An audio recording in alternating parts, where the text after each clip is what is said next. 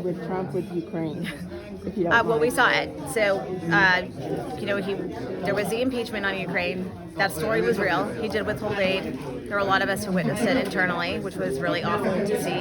And look, I mean, I think Donald Trump's very consistent about who he decides to align himself, whether it's Vladimir Putin or whether it's Viktor Orban. He has these other authoritarian-like tendencies, and so my worry for Ukraine is that if he wins in this election, like make no mistake, like we've lost Ukraine. Like his way of saying, I would have taken care of this problem, he would have said, just take it over and then keep going. And I mean, there were discussions about pulling out of NATO.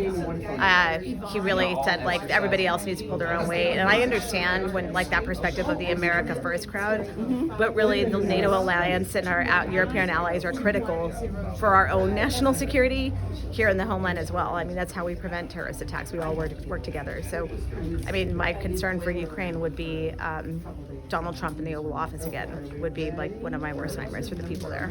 So you don't think he'd say like, I want to like get credit for ending the war, and I mean, he would end the war for sure. Yeah, no. Right. I mean, I tell people like the people in the Gaza-Israel conflict, like he would end that war. He would just bomb the hell out of Gaza.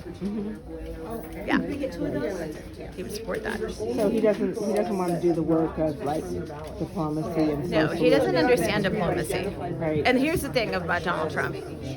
He cuts a deal. He behaves like we're actually on The Apprentice. Like that's how he manages the country. So he'll cut a deal with a foreign leader, and then the very next day we'll be in a meeting and we'll be following up on whatever agreement was made. And then he'll change his mind.